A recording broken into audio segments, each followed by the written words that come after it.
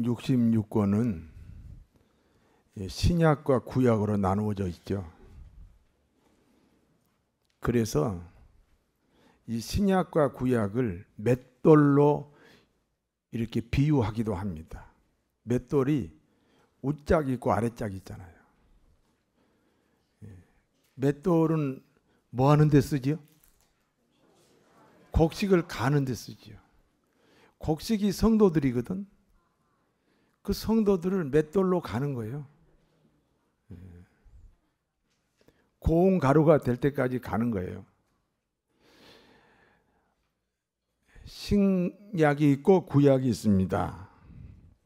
구약은 이스라엘이라는 한 나라의 역사를 기록한 책입니다. 문제는 이스라엘의 역사가 하나님의 말씀이 되어야 합니다. 의아하죠?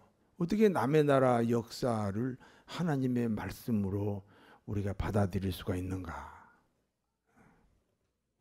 다시 말해서 문자적으로는 이스라엘의 역사지만 그 내용은 하나님의 말씀이 되어야 한다, 그런 뜻입니다. 문자적으로는 이스라엘의 역사지만 그 내용, 숨어있는 그 내용이 하나님의 말씀이라는 것은 구약이 예수님에 대한 기록이다, 그런 뜻이에요. 구약이 예수님에 관한 기록이다. 요한복음 5장 39절에 너희가 성경에서 영생 얻는 줄 알고 성경을 연구하거니와 이 성경은 나에 대한 기록이다. 우리가 이 성경이 구약을 말하거든요. 예수님 당시에 신약이 없었으니까 예수님께서 이 성경은 나에 대한 기록이다. 구약은 우리가 읽어서는 예수님이 한 번도 안 나오지만 그러나 그 숨어있는 그 비밀이 다 예수님 이야기다. 그런 뜻입니다. 성경을 기록한 하나님의 목적이 사람들로 하여금 영생 얻는 거예요. 기독교의 아이덴티티가 성경이거든요. 성경을 기록한 목적이 사람들로 하여금 영생 얻는 거예요. 영생 다 얻으셨습니까? 영생을 얻으려면 예수님을 만나야 되지요. 그러므로 구약은 예수님에 관한 기록이다. 예수님이라는 단어가 단 한 번도 안 나오지만 예수님이 숨겨져 있다. 비밀로 숨겨져 있다. 그런 뜻입니다. 아무리 구약을 읽어보아도 예수님을 찾지 못하잖아요. 예수님은 구약 속에 문자적으로 계시지 않고 어떤 다른 모습으로 계셔요. 어떤 다른 모습으로 계신다는 것은 비밀로 계신다. 비유로 계신다. 그러므로 구약을 비유라는 방법으로 해석을 해야 됩니다. 겉으로 나온 문자만 보지 말고 그 문자 뒤에 숨어있는 비밀을 찾아내는 것, 비유로 해석을 해야 된다. 신약 역시 비유의 말씀입니다. 마태복음 13장 34절에는 예수님께서 이 모든 것을 우리에게 비유로 말씀하시고 비유가 아니면 아무것도 말씀하시지 아니하셨다. 신약에 기록된 예수님의 모든 말씀도 역시 비유입니다. 비유가 아니면 말씀하지 않았습니다. 그러므로 성경을 비유로 풀지 않으면 그 뒤에 숨어있는 그 어떤 비밀을 찾아내는 것을 비유라고 그래요. 그 비유로 성경을 풀지 못하면 이 성경이 이 기독교가 도덕론이나 윤리론에 빠지게 됩니다. 여러분, 도덕론이나 윤리론에 빠지면 어떻게 되느냐? 기독교는 생명 없는 종교가 됩니다. 이 지구상에 여러 종교가 있지만 다 생명이 없는 종교예요. 유일하게 기독교만은 생명 종교입니다.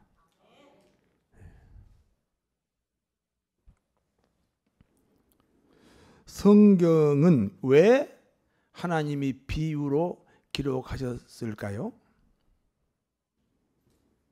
첫 번째는 성경을 꼭 알아야 할 사람에게는 쉽게 이해시키기 위해서입니다. 구원의 확신이 있는 사람, 구원의 확신 때문에 하나님께 헌신된 사람, 하나님 편인 사람, 하나님 편이라는 증거를 대세요. 하나님 편이라는 증거가 담임 목사님 편이라는 거예요.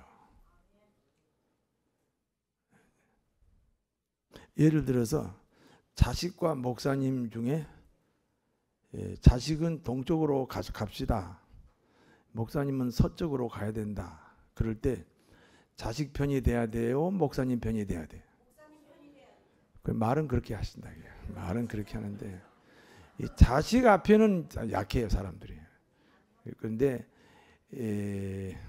하나님 편이라는 말은 담임 목사님 편이라는 뜻이고, 제일 그 어려운 걸 제가 하나 예를 든 거예요. 자식하고 목사님 누구 편을 들 거냐? 목사님 편을 들어야 하나님 편이 되는 거예요.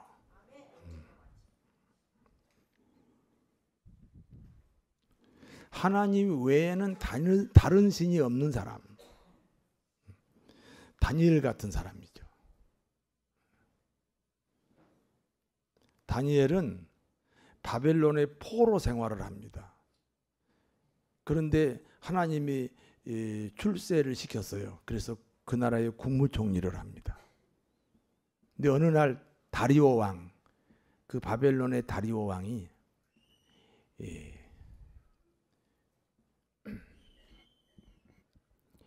법을 만들어요. 그 다리오 왕 금신상을 만들어 가지고 다리오 왕을 신으로 경배해라. 다니엘이 거절합니다. 그 여전히 하루에 3번씩 예루살렘 성전을 향해서 하나님께 기도드립니다.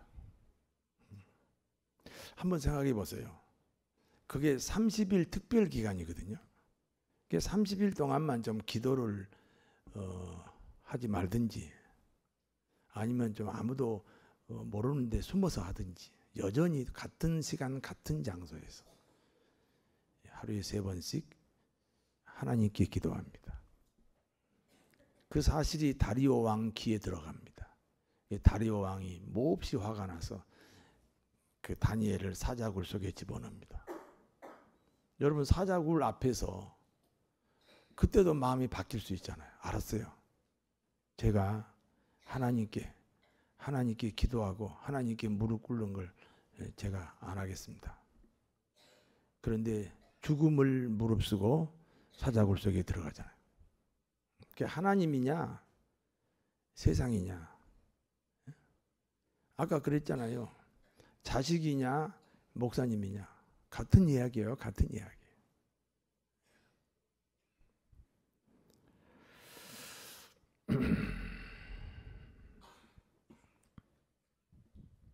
이 다니엘 같은 사람을 하나님 편이다, 교회 중심 생활하는 사람이다, 이런 사람은 말씀이 쉽고 말씀이 꿀송이처럼 달고 오묘하도록 하기 위해서 비유를 사용하셨다 그래요. 여러분, 비유란 말인지 아셨죠? 그러니까 알아들을 사람은 쉽게 알아듣게 하고 못 알아들을 사람은 절대 못 알아듣게 하려는 것이 비유법이에요. 두 번째는 성경을 알아서는 안 되는 사람은 성경을 알아서는 안 되는 사람이 있어요. 그런 사람은 이해하지 못하도록 하기 위해서 비유로 말씀하셨습니다. 하나님 편이 아닌 사람, 하나님 외에 다른 신이 있는 사람은 성경을 알아서는 안 됩니다. 만약에 이런 사람들이 성경을 알아들으면 성경을 왜곡시킵니다. 이런 사람들이 성경을 이상하게 풀어가지고 이단이 됩니다. 그래서 못 알아들을 사람은 못 알아듣도록 비유로 말씀하셨다. 신약이든지 구약이든지 다 비유로 기록하셨다, 말씀하셨다 하는 사실을 기억하시기 바랍니다.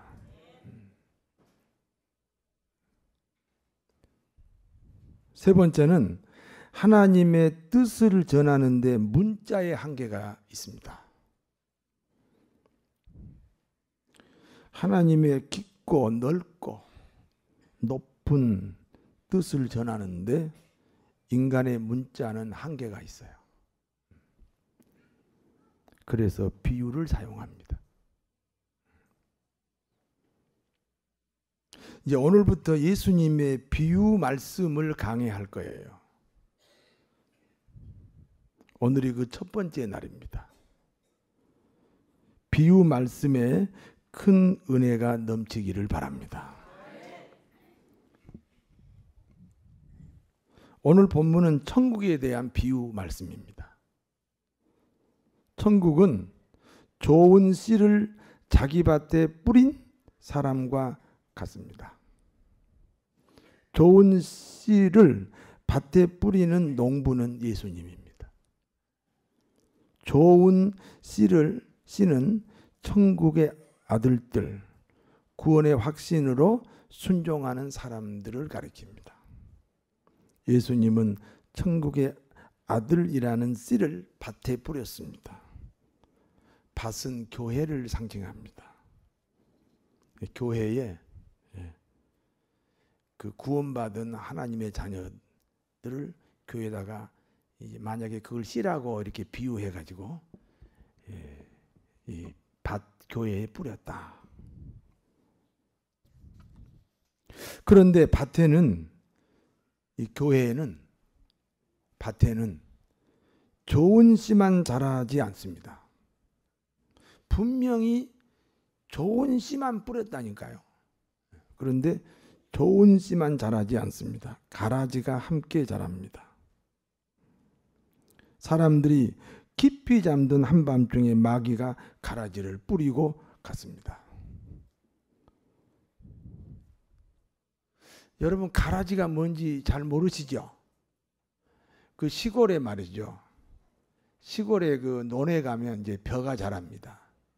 그런데 벼하고 똑같은데 벼가 아닌 게 있어요. 그거를 이제 우리는 피라고 그래요, 피. 그런데 오늘 본문에서는 그걸 가라지라고 그랬어요.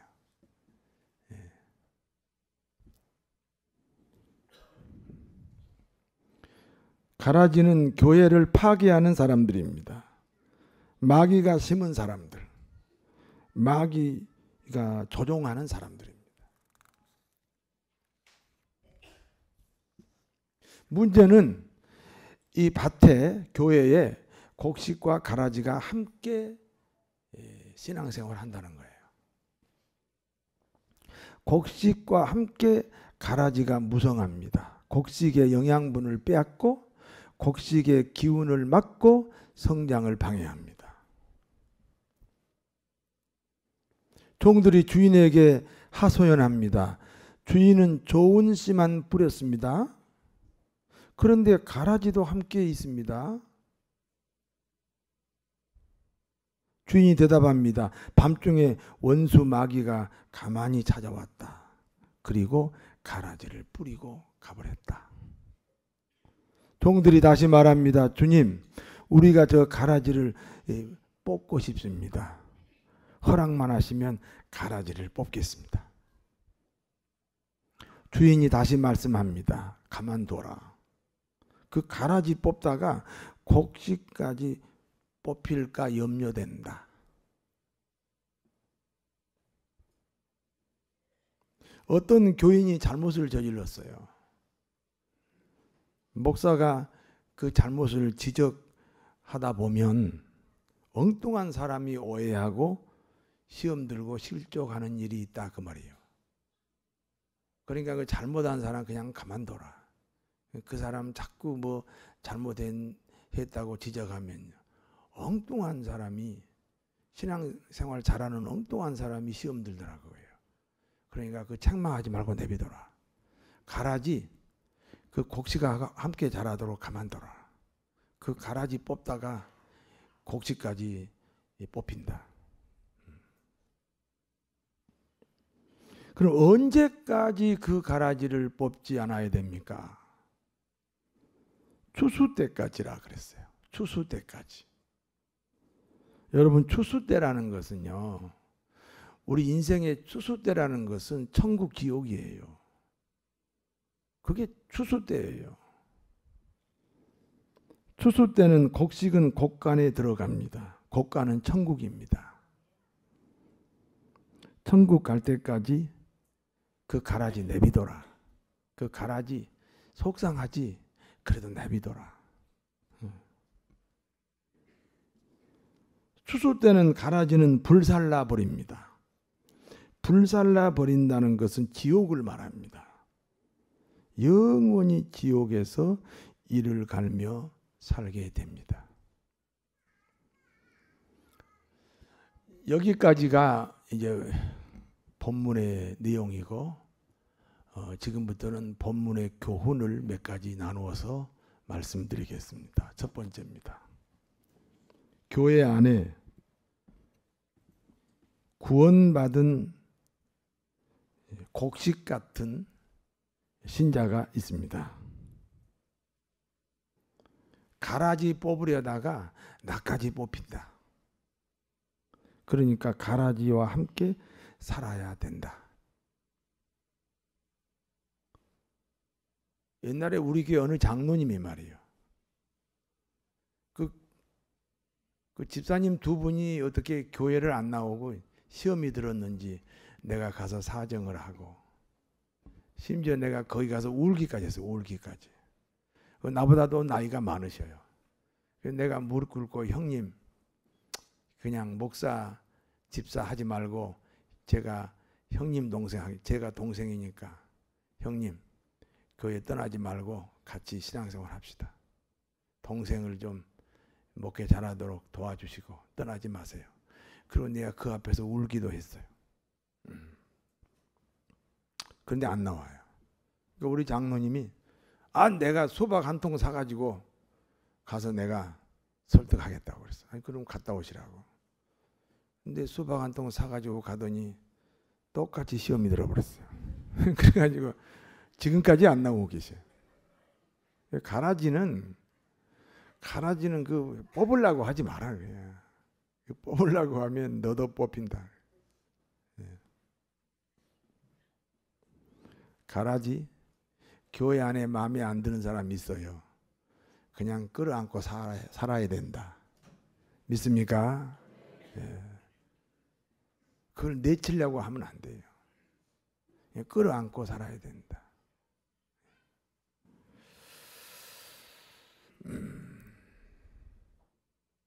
또 옛날에 어떤 집사님이요, 저한테 전화가 왔어요.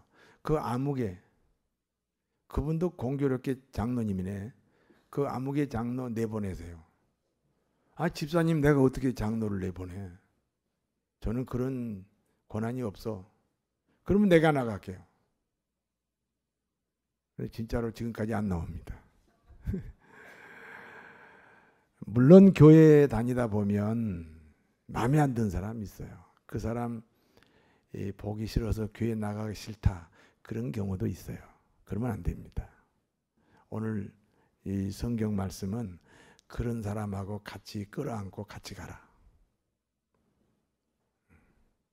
그 사람 뽑으려고 하지 마라. 언제까지? 내가 천국 갈 때까지.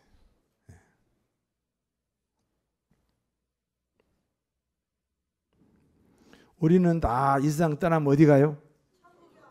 그러니 그 좋은 천국 가는데 그 뭐죠 가라지 같은 교인들 좀 같이 끌어안고 사랑하면 안 돼요? 우리가 다 어디서 만나요? 천국에서 만나보자. 그날 아침 거기서. 스톱. 나머지는 집에 가서 부르세요. 우리 천국에서 만나지요? 그런데 뭐 가라지. 근데 뭐 가라지. 예. 미워하지 말고 수용하고 함께 가자. 두 번째, 교회 안에 구원받지 못한 가라지 같은 교인도 있습니다. 심판대 앞에 가기 전에. 그렇지요. 심판대 앞에 가기 전에는 그 알곡으로 곡식으로 바뀔 수 있는 기회입니다.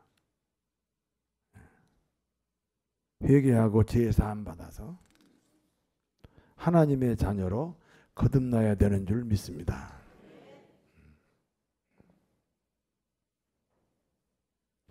여러분 그 동성 결혼한 사람 있잖아요. 저는 절대 반대지요.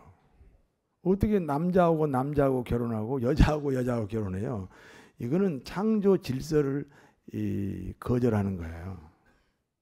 근데 문제는 동성 결혼한 사람이 우리 교회에 등록을 했어요. 뭐 어떡합니까? 그러니까 오늘 본문으로 말하면 가라지죠. 가라지. 함께 가라 그랬잖아요. 왜요? 그 가라지가 곡식으로 바뀔 수 있다.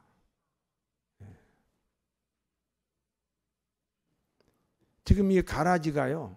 영원히 가라지가 아니에요. 회개하고 제사함 받고 거듭나면 곡식이 되는 거예요.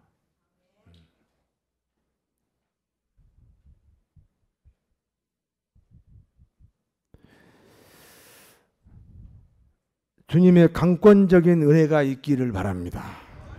모든 교우들이 가라지가 되지 않고 하나님의 곡간에 들어가는 곡식이 되게 하는 것이 여기 서 있는 목사의 사명입니다. 지금 숫자가 중요한 게 아니고 다 천국에서 만날 수 있도록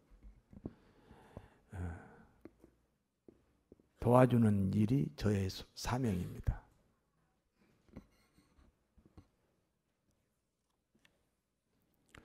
그러기 위해서는 오늘 주일날 7시에 하는 그레이스 제자대학을 좀 하셔야 됩니다.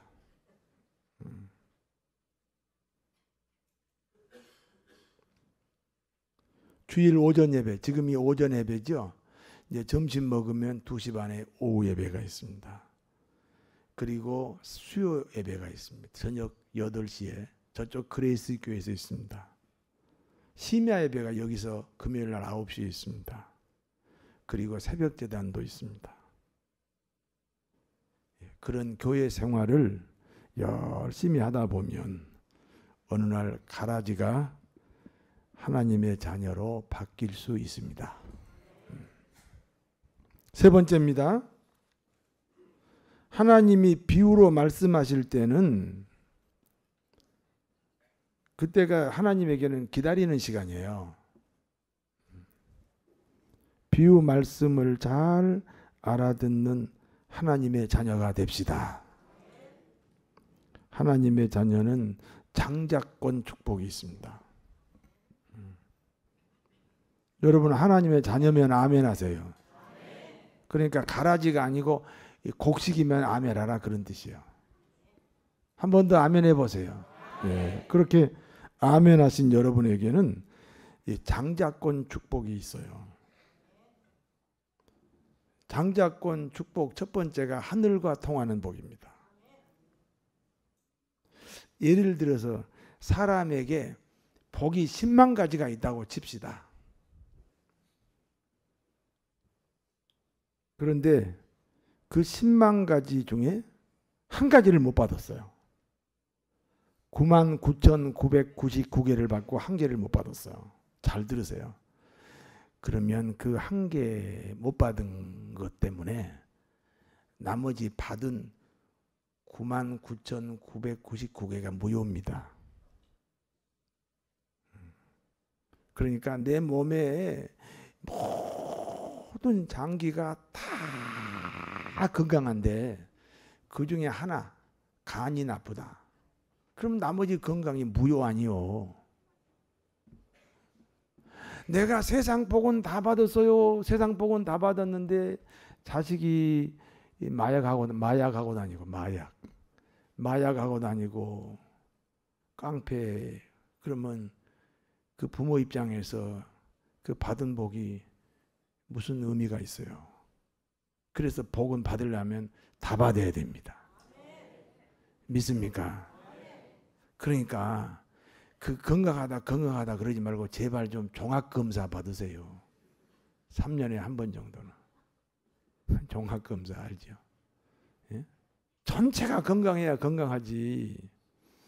여러분 이 인생의 복을 골고루 한두 가지는 내가 노력해서 받을 수 있는데 인생의 복을 골고루 다 받을 수 있는 비결은 오직 하나님이에요. 여러분 우리 몸의 세포가 60조라잖아. 60조. 우리 세포가. 세포 하나하나가 다 살아있는 거예요. 그 세포 하나가 잘못되면 그게 암이 되는 거예요. 세포. 60조의 세포를 어느 의사가 관리해요? 하나님이 하셔야지.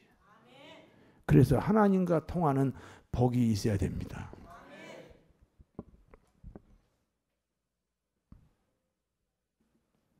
두 번째는 사랑과 통하는 복입니다. 만남의 복이라고 합니다. 가끔 이렇게 무슨 소식을 들어보면 그 영화배우 탤런트 이런 그 여자 영화배우 여자 탤런트 뭐 얘기 들어보면 그 어떻게 만나는 사람마다 사기꾼이야. 그 이혼했어요. 그 또 만났어요. 또 사기꾼이야. 그럼 또 이혼했어요. 또 사기꾼이야. 그래가지고 만나면 또 사기꾼 만나고 만나면 또 사기꾼 만나가지고 어느 여자 배우는요 저 시골에 살아요. 누구냐 그러지 말아요. 네. 그 만남의 복이 중요합니다. 인생은 누구를 만나느냐에 따라서 불행해지기도 하고 행복해지기도 하는 거예요. 그러니까 내가 잘 되는 게요. 잘 봐요. 내가 잘 되는 게 사람을 잘 만났기 때문이에요. 그러니까 사람이 내 축복의 통로입니다.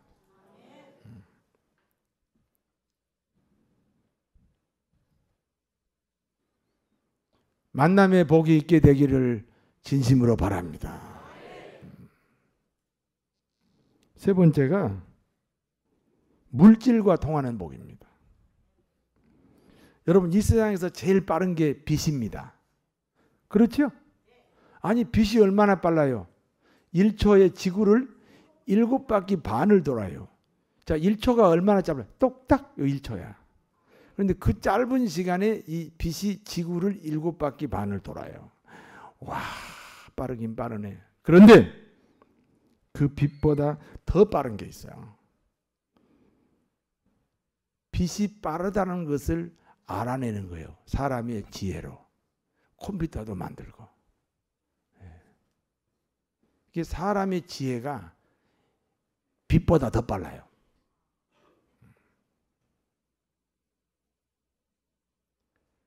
그런데 이 사람이 빛보다 더 빠른 게 있어요. 아무리 지혜로워도 돈을 잡을 수가 없어요. 왜? 돈이 더 빨라요. 그래서 이 세상에서 제일 빠른 게 뭐예요?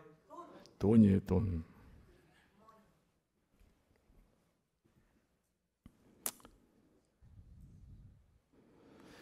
이 세상에서 제일 빠른 게 돈인데 그 돈을 쫓아간다는 것 자체가 어리석어요. 제가 이제 어느 집사님한테 물어봐요. 집사님 요새 어떻게 지내세요? 바빠요. 바쁘다는 말은 지금 뭘 쫓아다니는 거예요? 그러니까 돈을 쫓아다니니까 돈을 벌었다는 거예요? 못 벌었다는 거예요? 못 벌었다는 거예요. 바쁘다. 돈 쫓아다닌다. 또 어느 집사님한테 제가 물어봤어요. 집사님 요즘 어떠세요? 예, 한가합니다. 지금 돈을 쫓아간가요? 돈이 나를 쫓아온 거예요? 그러면 돈 버는 사람은 부자 되고 싶어요? 어떻게 부자 될 마음이 없어? 부자 되고 싶어요? 그러면 돈이 나를 쫓아와야 됩니다. 돈은 절대로 잡을 수가 없습니다.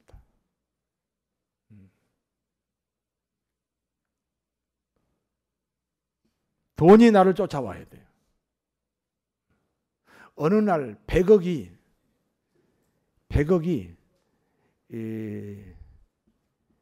우리 집 대문을 놓고 합니다. 여보세요. 누구세요? 100억입니다. 가! 그 다음날 또 누가 노크를 합니다. 누구요? 1000억입니다. 들어와. 아니 부자를 안 돼봐가지고 내 말을 잘 못 알아들으시는데요. 부자는요 돈이 쫓아오는 거지 돈을 쫓아가면 안 됩니다.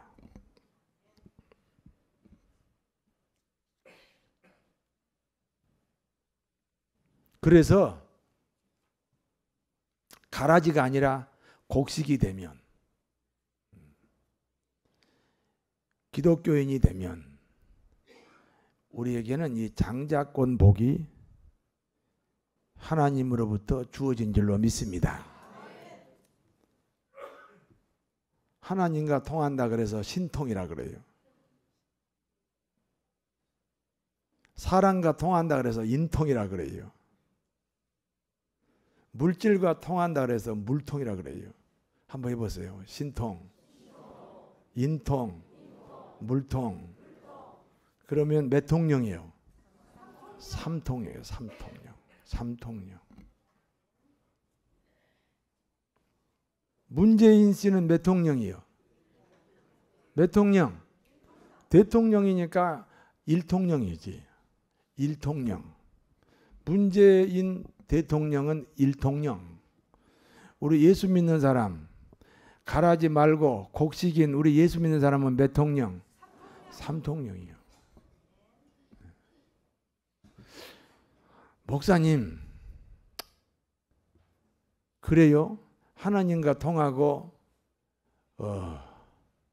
사람과 통하고 물질과 통한다고요? 그런데 나는 이렇게 어려워요. 예, 설명해 드릴게요. 암행어사가 마패를 호주머니 넣고 다니면 거지요. 춘향이를 구할 수가 없어요. 이걸 꺼내가지고 흔들어야지.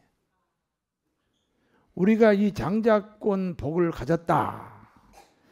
나한테는 이 장자권 복이 있다 하는 사실을 사용해야 됩니다. 그걸 뭐라고 그러냐면 주도적인 성격, 적극적인 성품, 능동적인 행동, 긍정적인 사고력. 따라하세요. 주도적이고 적극적이고 긍정적이고 능동적인 사람. 이런 사람들이 장자권을 사용하는 사람들이에요.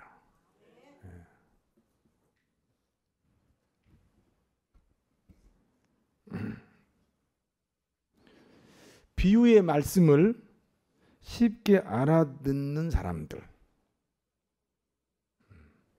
하나님의 자녀들,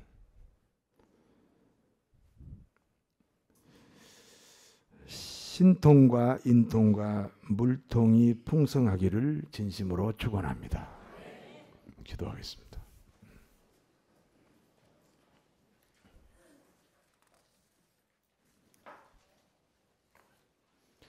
교회 안에 두 종류의 신자가 있다. 한 신자는 곡식이고 한 신자는 가라지다. 나는 어느 쪽인가? 이 시간에 분별하고 모두가 다 곡식이 되어서 천국에서 만날 수 있게 되기를 소망합니다. 그런 사람은 이 땅에서도 장자권자로 살게 됩니다. 하나님과 통하고 사람과 통하고 물질과 통하는 그런 형통함을 우리에게 허락하여 주옵소서. 예수님 이름으로 기도하옵나이다.